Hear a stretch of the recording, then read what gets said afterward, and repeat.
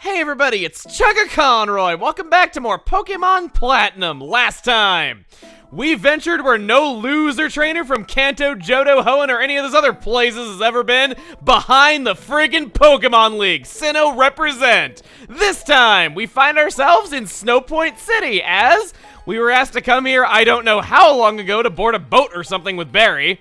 What is it? Do you want to set sail to the Battle Zone? Yes, indeed. He would not let us go anywhere on our first visit, but now he will. Oh. I thought you would come. I'm glad I waited for you. Oh my gosh. Cynthia, I am so sorry. The plan was to make Barry wait, not you. I can't believe I made you wait in Snowpoint City all that time out here by yourself and everything. Well, I guess I did say she's cool. Now she's cooler. Okay, I'm just so stupid. A world like Cyrus envisions. No one would want that. Well, except maybe Cyrus. The world I want to see is one where everyone can share their joy. Oh man, so uplifting. Where Pokemon and people around them can be happy for each other. I want the world to become a place where everyone is smiling. The world could be so much better if we all tried to make it that way. I want you to keep traveling to many far-off places. I want you to keep meeting all kinds of people and Pokemon. I came all the way here just so I could say that to you. Your horizons will expand again if you visit the fight area as well. I hope our paths cross again. I hope they cross again too. Aye aye then, let's set sail, yar me hearties. So this might just be the fact that I've never grown up anywhere that has snow in it, but are drills on the fronts of boats so they can go through icebergs actually a thing? It seems kind of dangerous. Hey, Barry got so tired of waiting he just took off without us. Oh, hey, Emil, what took you so long? Well, I only captured, what, 4 legendary Pokemon? Yeah. I'm fining you 100 million Pokemon dollars. Actually, never mind the fine. Come with me, will you? That's fine by me, Barry. Sorry, I'm so into the puns today. I don't know what it is. Then again, maybe it's just me being me.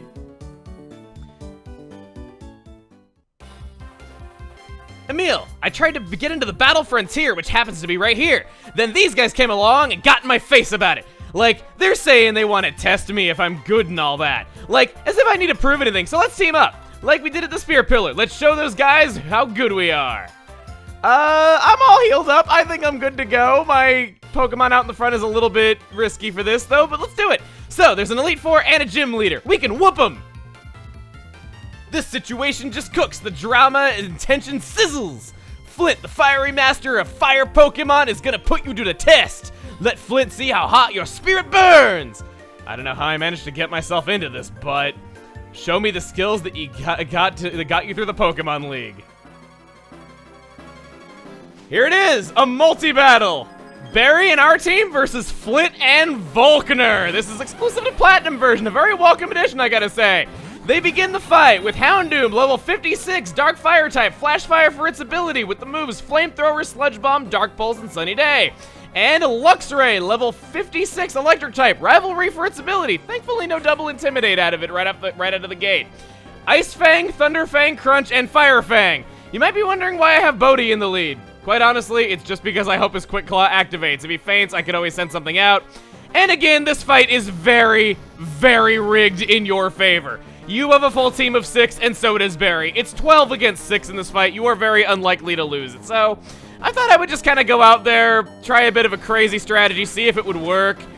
If you hit that Luxray and one-shotted it, that would have been about the greatest thing ever, Barry, just saying, because then I might have actually gotten off my Earthquake.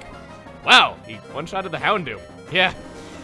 I'm glad he starts off with Staraptor, so I don't have to complain about that Munchlax, even if it is a Snorlax at this point. Still, I'm faster than a Luxray?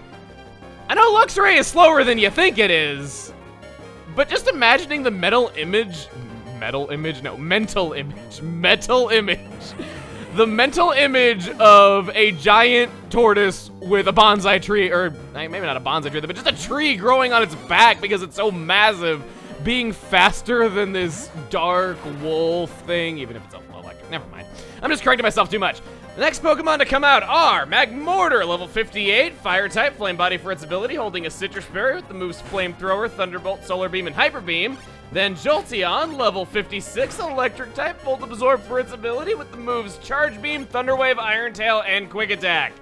If this team is seeming incredibly familiar, that's because it is. None of their Pokemon are different, aside from Flint, who decided to change the ability of his Houndoom. And because the ability capsule doesn't exist in Sinnoh, one can assume that Flint's way of thinking was, huh, I lost to that kid. I guess that means I better release my Houndoom and train up another Houndoom. It's no wonder we're the champions of this region. Well, that's really nice. So Jolteon goes down. If we get another double KO to start this fight off, or heck, get through the middle of this fight. What am I saying starting this off? This would be 2/3 of the battle over already! No! That stinks. It's fine, though. I can always throw Vanity out into the field, and Snorlax to be able to take a surf just... Of course I critical the Snorlax! Can't critical the Magmortar, no! Can't ever go your way, always has to be the Snorlax.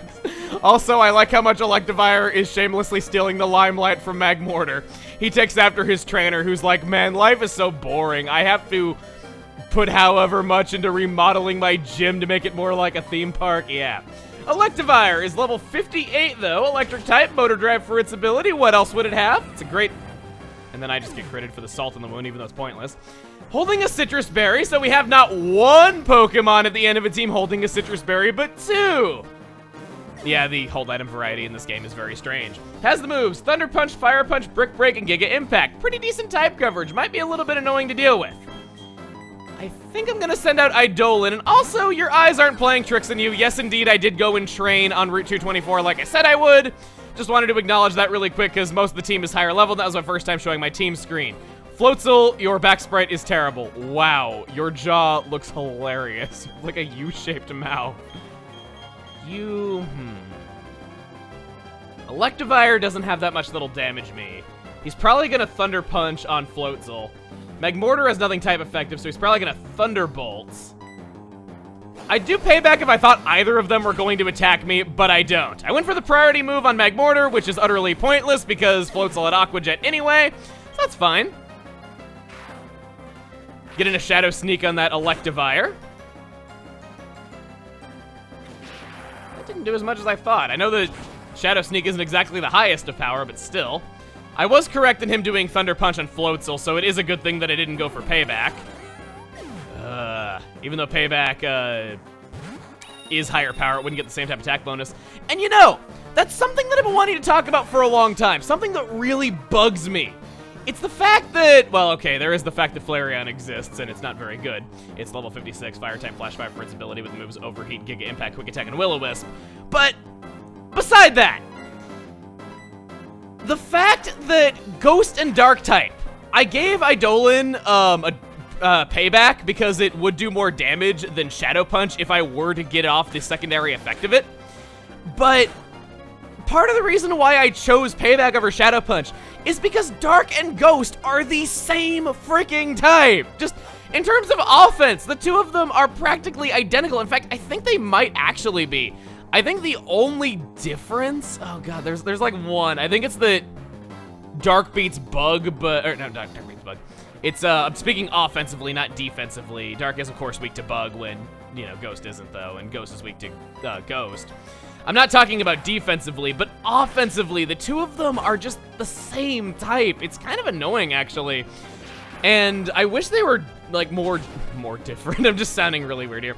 It's just something that bugs me and probably doesn't bug many other people, but when you look at the two types and how they are in type effectiveness, it is kind of annoying how the two types are so identical, so that was part of the reason why I chose that for Eidolon. Flareon using Overheat. That's very cute. I said that's cute. I said that's cute. I said that's... I know it's 140 power, but dang. Okay. It's taking a while to knock out these last couple of Pokemon. Maybe I should have gone for the payback there. I didn't think that I would be in that much of a dire strait, but hey. There's the Fire Punch, so I'll get knocked out right there. Would have been nice if he hit Heracross. Would have been even nicer if he burned Heracross, activating Guts, but it didn't happen. Rock Slide. At least it hit the one that was type effective against. My luck has not been the greatest in this fight. Okay. Okay, who is going to be fighting Electivire?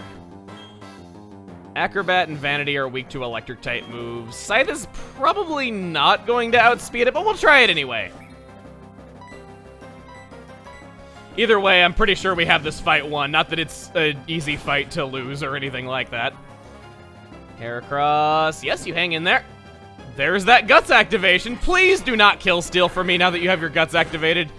Then again, maybe he has Swarm in this fight? Like, Heracross is one of those team members that flip-flops abilities depending on when you fight it, so it could go either way.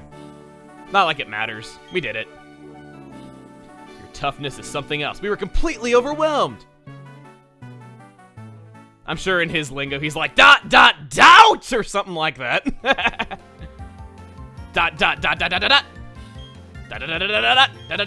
Hey, don't burn out on us. Now you're just getting in the way. That was a blast. Our combination came up short, but you're also a lot tougher as well. Promise me we'll meet again. I'll see to taking this husk home. And it was so slow that they didn't even bother showing it to us. Yeah, Barry, you are tougher. You lived up to your word. I'm off to the frontier. Thud. What's this all about? What the? Daddy! Huh? Ah! If it isn't Barry, you've grown up all sturdy. And Emil too. I haven't seen you in a long time either. Barry, your mother told me you'd gone off to the battle zone, so I had to come running looking for you. So, are you two gonna take the Battle Frontier Challenge? The Frontier has 5 facilities that are all dedicated to battling. Each one has a unique set of rules, so they're all different. Of course, you have to be good to win at any of them. Anyway, I'm satisfied that you're both doing well. I'll go back to my usual place in the Battle Tower. I'll be looking forward to your challenge. My dad is so cool, huh? I mean it. When it gets right down to it, you think so too, right? He's a Frontier brain after all. He's the Tower Tycoon. I want to be cool like my dad. Emil, that's one reason I decided to become a trainer. Ooh, what am I gonna do? Should I make a challenge now, or do I train some more? Okay, I've decided. I'm gonna go and get tougher, by a lot. I've finally made it here. There's no need for haste now. He says as he run off with the walking speed I wish I had. Yeah, we battled. We were pretty cool. Yeah. I didn't just beat an Elite Four. I got news for you. I beat 4 Elite Fours. Name's Buck. You usually training at the survival area or Stark Mountain. You should come up there. You'll get toughened up for sure. So that gives us multiple objectives of things that we could do. If I may pull up the town map and at long last show exactly where we are after all of this noisiness that's been going on, we are no longer on the mainland of Sinnoh. We're in this northern place. And yeah, not only in the aftergame do they give you a route behind the Pokemon League, but you have 3 new towns with several routes interconnecting all of them. When I said that this was really rich with its aftergame material, I wasn't kidding. And we're just getting started here today. That battle was the first thing of many that we can do in just the fight area alone. How about we go around town and see exactly what there is for us? There are presumably 4 Hundu berries, if they were symmetrical in how they laid these out. Indeed they were. Again, doing some good old-fashioned berry farming. Feeling really good about that. A Pomeg berry, hey! Pomeg berries are probably one of the most famous berries of all, considering the glitch that was possible with them in Emerald when they became effort value reducing berries. There's some pretty funny results there. You can underflow your HP by using these in certain ways. It's kind of funny. What do you guys all have to say? Not what they're used to seeing them around here. What she is saying is a bit of foreshadowing. There are, of course, some Pokemon that you don't normally find in the Sinnoh decks that are part of the national decks around here. Those vents do tell you that you can go underground around here still, even though it's not part of the mainland. And there are areas that you can only access from this island in Sinnoh Underground because it's sectioned off. Actually, I think you might be able to access through Snow Point City as well, so I'm not 100% sure on that. He was one of those early eccentrics who were around during the early days of the Battle Zone. Well, I was too. Okay, Battle Zone used to track only the hardiest of trainers. They were considered eccentric for gathering in a place like this. Hard to believe how much has changed since then. Places like the fight area and the survival area just seem to spring up overnight. I'm the item expert. I have a mastery in the way of items. Your Pokemon, do they hold items? The better the item they hold, the stronger they become. There are items that are worthy of my recommendation. Care to know? Which item would you like to describe? He tells you about all kinds of items that you can get around here that are useful in competitive battling. Might be good to catch up on those if you're not aware of the items that were introduced specifically in Sinnoh, but I'm sure most people that have played competitive battling at this point know what all those items do. They're hardly new anymore. I already went into this. Did I already go into this house? I can't remember. No, I did not. Okay. Just trying to make sure I'm not missing anything useful. People are people. Very big words of wisdom. Check out the global terminal in Jubilife City. I'd love to, but it no longer exists. You have anything? Everyone's fanatical about battling here. Very wisdomy. How about we watch TV? We haven't done that in a while. Good evening. Is everyone raising Pokemon? It's time for battling trainers. Okay, let's get it. Let's get with it and check out our trainers. It's the 3 cheers for Poffin Corner. How do you do? We bring here a Poffin Maniac as our returning guest. How do you do? Today we have a Poffin Stirred, Not Shaken by Bradley. Oh my god, so they're reviewing the chunks of Poffin that got all over the walls from us spinning around too fast. Stuffing my mouth with a Poffin jewelry box. Upon seeing the finished Poffin, Bradley had this to say. He's maniacal about making a mess of the Poffin corner. Oh man, more mouth-watering Poffins. That was worth it, that was worth it. Really, after you mix records with people, watch TV. It's always fun. Got a mart around here. I don't think there's anything new to it. There's no clerk on the left, and the right clerk just always has whatever you get for having however many badges you have. So it's nothing we haven't seen already, unfortunately. Not anything special. Yeah, the excitement of, hey, we got a new badge. What items and Pokejaps can we get now is kind of gone. I think that about does it. I'm gonna go and heal real quick. Wait! I was going around the fight area thinking about where this useful item was that I knew was here. It's from this lady in the Pokemart, so trading the left Kirk for an old grandma with a good item, I think it's a fair trade-off. She gives you the scope lens, increases the chances of critical hits. That is a very useful item on a Pokemon like Scythe. I do already have the Razor Claw, so I don't necessarily need it, but it is useful for you if you wanted to have 2 Pokemon with increased critical hit rates. They should work the same, it's just that one of them increases the critical hit ratio and evolves Sneasel into Weavile. Next! It can't be us going over the fight area if we don't go up here. Welcome to the Battle Frontier! All 6 of them shout at you at the same time in a very creepy blank stare. This is your first visit, right this way, please! Oh, you have a Versus Recorder. How nice! We upgrade Versus Recorders for first-time visitors for Battle Frontier use. I'll borrow yours for a moment. Let's see. Slide open this part here and tick-a-tick-a-ka-chunk there. All done. Here you go. Emil's Versus Recorder was activated. Our staff will be pleased to explain how the individual facilities of the Battle Frontier operate. I can go over general topics. I don't need to know any of this. I think it'll be easier to show you than to tell you. The Battle Frontier is a very loved and I guess also beloved feature of expert Pokemon players, people who really like getting into the ins and outs of competitive battling and testing out teams and just kind of seeing how strong their Pokemon can get. It's not as valuable as, say, multiplayer, but it's something that a lot of people have been hoping would return to the series for a long time, and 4th generation was the last time it was ever seen or heard from. In the Sinnoh Battle Frontier, and I guess by extension also the Johto Battle Frontier, because Heart Gold and Soul Silver have the exact same one, there are 5 facilities. How about we start things off with the Battle Tower? I love this song and just this lobby and these elevators that go up and down as you stand by them. I would like to do some battles here eventually, but I feel like this is neither the time nor place for it because not only is our team still growing, but there is also the fact that every one of these features is multiplayer. Yeah, a lot of people have been asking me if I've been considering that, and I definitely have. It's just a matter of me getting some things worked out. Battle Tower is the most bog standard of all the Battle Frontier facilities, and it's that basic one that I'm going to be comparing everything else to, so I thought it only made sense that we went over it first, otherwise this would be very awkward in layout. So, Battle Tower is multiplayer battle rules, no shift battles or item usage as such, and there's not many restrictions or gimmicks thrown over your battles. It's just some good old-fashioned multiplayer rules battling with only a couple of things that you have to worry about. For one, there is a level limit of 50, but if your Pokemon are above level 50 before you even got here, you don't have to worry about a thing. They'll just get automatically leveled down temporarily for these challenges. As for other restrictions, there are no 2 of the same hold item permitted, no Soul Dew is allowed as a hold item, no powerful legendary Pokemon like Giratina, Pokemon like the Rotom forms that are banned in Versus are also not permitted. There are singles, doubles, and multi-battles that you can all participate in here. Singles are 3-on-3, doubles are 4-on-4, multi-battles are 2 Pokemon from each player for a total of 4 on each team, and you can either play these in multiplayer or with an AI-controlled ally. We'll be getting into these AI-controlled allies another time since we don't have access to everything they can offer us right now. Your ultimate goal is to win 7 battles in a row.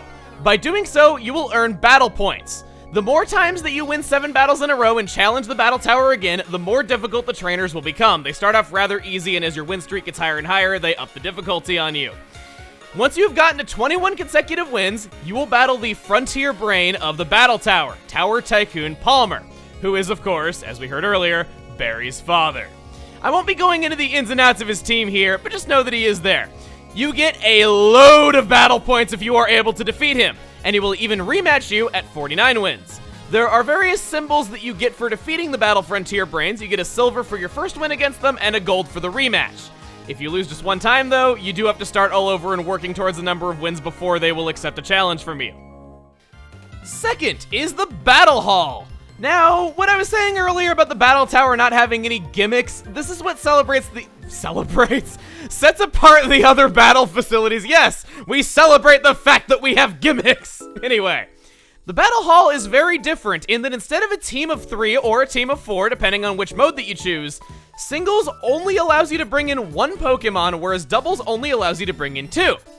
And on top of this, your ultimate goal is not to win 7 battles, but 10. You might be wondering how such a thing is possible if you can't even switch and you're limited to only a few moves across your entire team. Between battles, you have a board in front of you with all 17 Pokemon types displayed on it. You choose the type of the opponent that you fight. The more times that you rely on the same type, the more powerful the Pokemon that comes out will become. You are merely choosing the type. You are not choosing if it is fully evolved or not. So it might start out not fully evolved, and after being picked a few times, you'll get some really tough Pokemon out of it, so you can't rely on the same type too many times. In addition, you are only choosing what one of the Pokemon's types are. You might end up screwing yourself because you're like, oh, I got my Machamp with no guard, and I'm gonna cross-chop everything, and I'm gonna pick stuff that is weak to fighting. If you choose Dark type, you might get a Spiritomb, who is half Ghost type, and thus immune to fighting. You might also, for instance, say, pick an Ice type, and you would get Frostlass potentially, who is also Ghost type.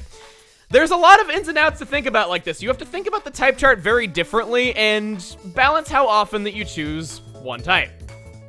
Because these battles involve so few Pokemon, you can imagine they are over incredibly fast.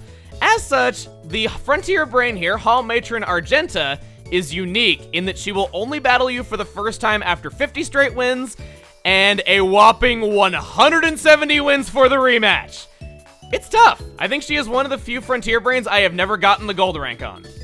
As a bit of a side detail, unlike other battle facilities where the number of battle points earned is the only thing that increases as you get a higher and higher winning streak, in the Battle Hall, you are able to get some special NPCs as your fans if you so much like the prestige of that. You can get the player's mother, Joanna, after 1,000 wins. Yeah, it takes a winning streak of beating 1,000 Pokemon before your mother admits that you are cool, even though you are the league champion. Thanks, Mom. Thanks a lot. You can also get either Professor Oak or Jasmine after 10,000 wins. In Heart Gold and Soul Silver, this differs a little bit because the 10,000 win is Whitney instead of Jasmine, and at 1,000, you would get the player's mother or the other trainer that you didn't choose at the beginning of your adventure. Third is the Battle Castle.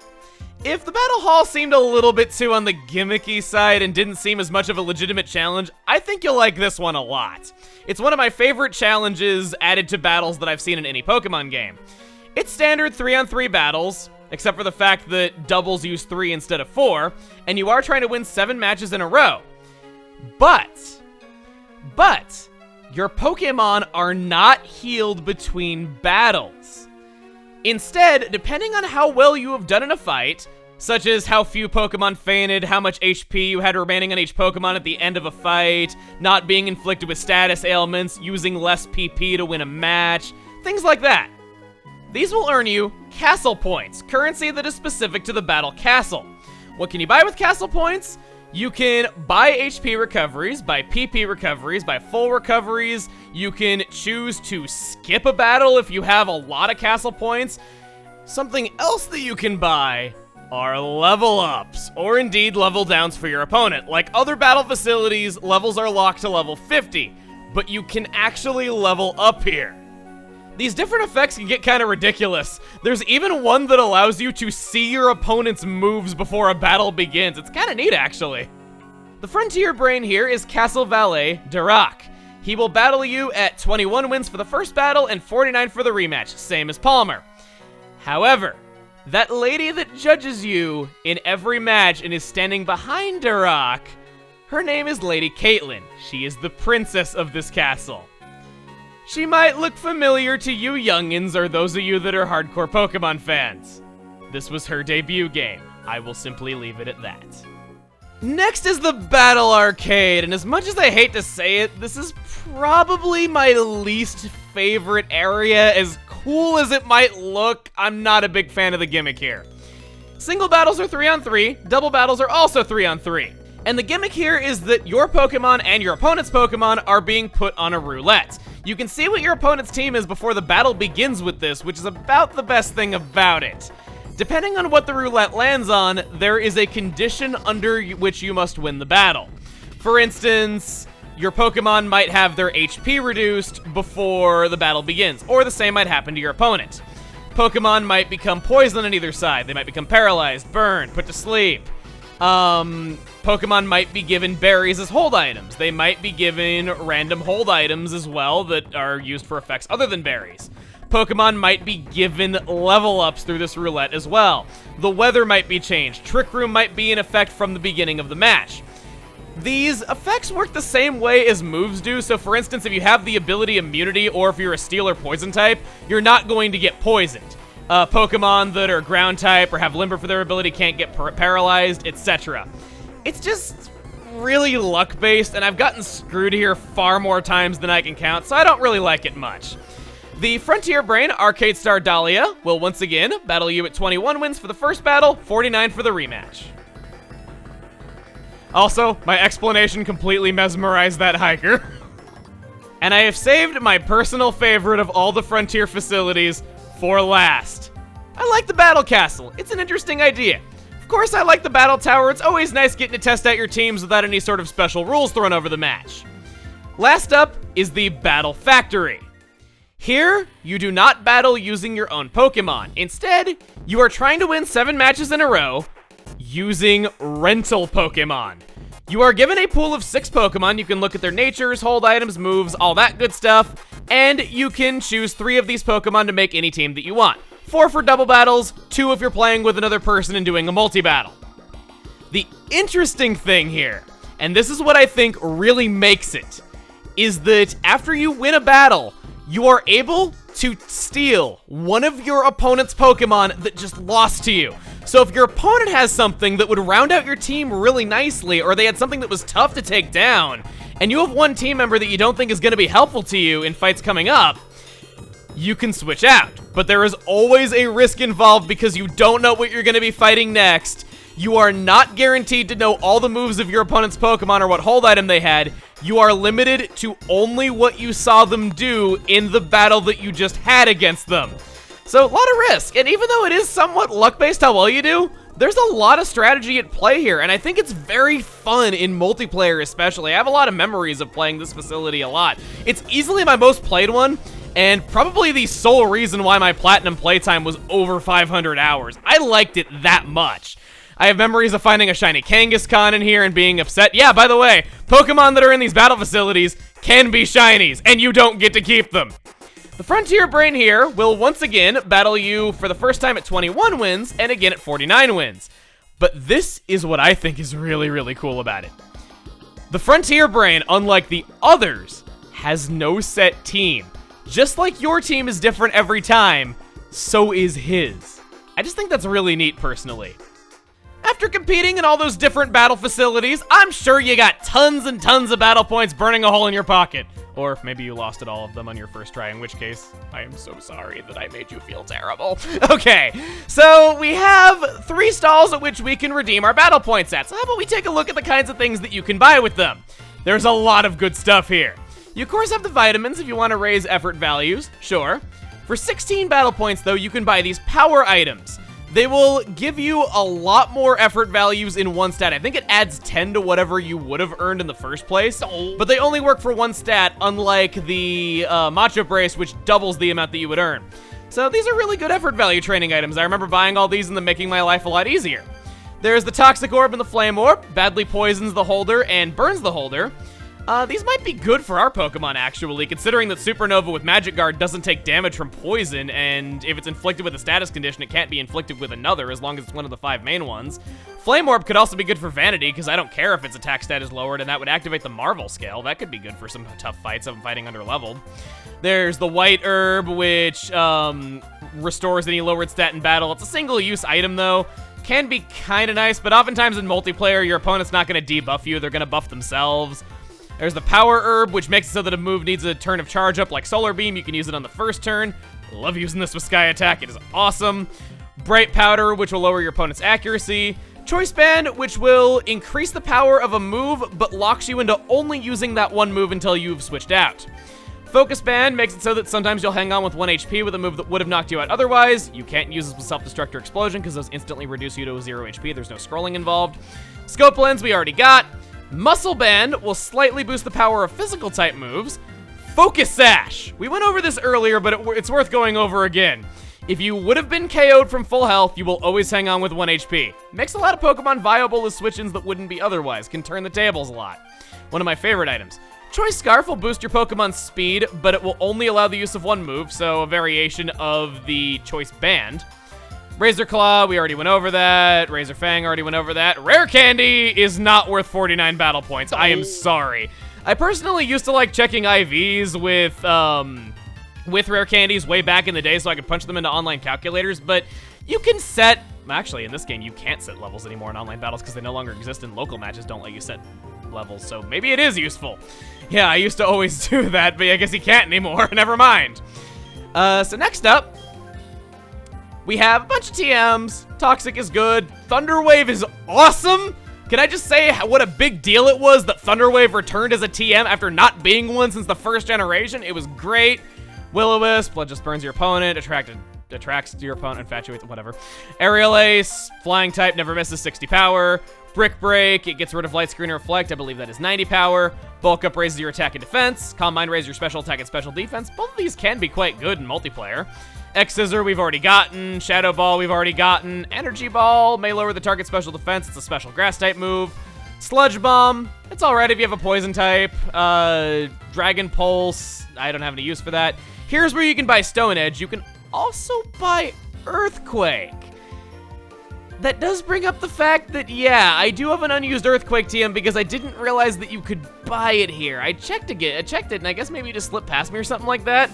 I don't think I have anyone that I'd personally teach it to. Maybe Eidolon, but you're a special attacker. You definitely can't learn it. You're a special attacker. You can't learn it. I guess it's just kind of up to your discretion. They are expensive, so I could see some people arguing against it for that reason, but they're there. And then lastly, we have scratch cards. You can buy 3 scratch off cards, I guess scratch off, not scratch, for 1 BP. You're wanting to match symbols on them, match them 3 times. You can get various items. If you scratch a Ditto, it's wild.